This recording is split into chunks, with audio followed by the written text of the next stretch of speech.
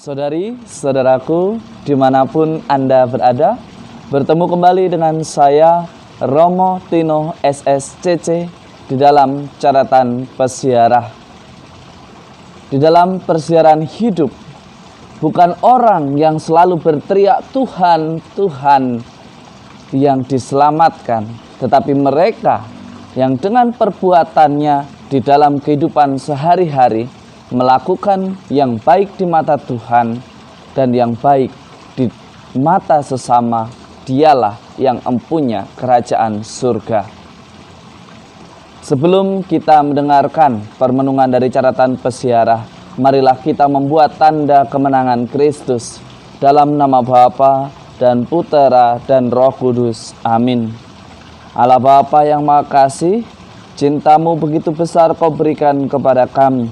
Ajarilah kami untuk bertingkah laku sebagaimana yang Kau kehendaki dan Kau rencanakan di dalam hidup kami, bukan berdasarkan kata-kata, melainkan dengan perbuatan yang menjadi penuh makna dalam persiaran hidup kami. Demi Kristus pengantara kami. Amin. Saudari-saudaraku dimanapun Anda berada, meskipun bangsa Israel adalah bangsa pilihan, bangsa yang dipilih oleh Tuhan sendiri dan dibebaskan oleh Tuhan sendiri, ia tetap harus menerima hukuman, ia tetap harus dibuang, ia tetap harus mengalami pemurnian. Itulah yang dikisahkan di dalam dua raja-raja yang kita dengarkan pada hari ini. Bagaimana bangsa pilihan yang tidak melakukan apa yang baik di mata Tuhan, akhirnya kerajaannya runtuh, bahkan mereka semua dibuang ke Babel. Hal ini terjadi meskipun mereka adalah orang-orang pilihan yang mungkin selama ini kita dengar selalu dipuji dan selalu diberkati oleh Tuhan. Tetapi karena tingkah laku, karena perbuatannya yang tidak mencerminkan orang beriman, maka mereka pun dibuang dalam pembuangan Babel. Dalam hidup kita pun demikian. Kalau kita hanya pandai menganggap diri sebagai orang yang hebat, menganggap diri orang yang paling cerdas, tetapi hanya dalam kata-kata, tidak cerdas dan bijaksana di dalam tindakan, itu menjadi hal yang sia-sia. Istilahnya garam yang kehilangan rasa asinnya. Janganlah kita menjadi pribadi yang seperti itu, mengaku diri garam tetapi tidak bisa menjadi penyedap rasa di dalam kehidupan masyarakat. Hari ini kita diajak bagaimana kita belajar untuk memaknai hidup kita. Jelas dikatakan dalam khotbah di bukit yang dicatat oleh Injil Matius, Yesus berkata, "Bukan setiap orang yang berseru kepadaku, Tuhan, Tuhan, akan masuk ke dalam kerajaan surga, melainkan dia yang melakukan kehendak Bapa-Ku di surga." Injil hari ini jelas, bukan yang tampaknya sebagai orang beriman yang selamat, tetapi yang hidupnya mencerminkan orang beriman, yang hidupnya bertingkah laku sebagaimana orang beriman. Bukan untuk dilihat, tetapi demi kemuliaan Tuhan ia melakukannya. Pertanyaannya, terkadang kita hanya membuat kata-kata dan menyebut nama Tuhan, tetapi sayang kita tidak melakukannya. Lalu siapakah yang salah ketika kita jatuh?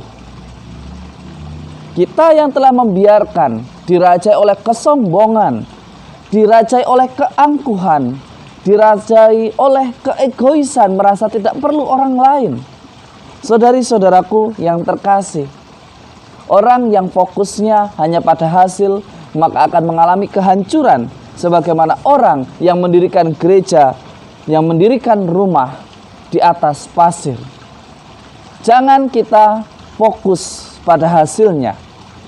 Kalau kita hanya fokus pada hasilnya, supaya punya rumah, supaya punya gereja, supaya punya tempat untuk beristirahat, tetapi ketika kita di dalam prosesnya tidak memiliki niat yang tulus, motivasi yang murni, maka yang terjadi adalah apa?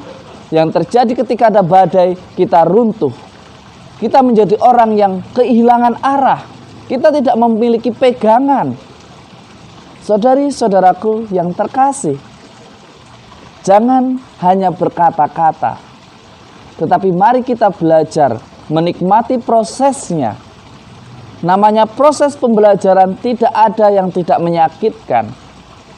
Sebuah batu menjadi berguna ketika ia diasah, harus dipotong dan diambil bagian yang paling terbaik. Begitu pula hidup kita. Hidup kita akan menjadi berguna ketika kita mau mengikuti prosesnya. Proses tidak pernah mengkhianati hasil. Ketika kita hanya pandai, hanya untuk ingin menunjukkan bahwa kita bisa, sama saja kita seperti orang bodoh yang diceritakan di dalam Injil hari ini, yang membangun rumah di atas pasir. Tetapi iman kita bukan seperti itu. Kita ingin bahwa kita membangun di atas wadas yang kuat dengan dasar yang kuat. Semoga iman kita selalu didasarkan pada dasar yang kuat, sehingga ketika badai datang, kita tidak mudah digoyahkan. Saudari-saudaraku yang terkasih, jadilah orang yang menikmati proses, mengikuti dengan niat yang murni dan motivasi yang tulus, sehingga kita sungguh dapat membangun gereja yang kuat. Tuhan memberkati kita semua dalam nama Bapa dan Putera dan Roh Kudus. Amin. Saudari-saudaraku yang terkasih, jangan hanya karena keinginan, jangan hanya karena kepuasan, kadang kita lupa menikmati proses dan menghayati prosesnya. Kita hanya ingin memiliki rumah, ingin memiliki mobil yang instan, padahal semuanya kredit. Itu sama saja kita hanya pandai merangkai kata-kata, tetapi tidak bisa mewujudkannya.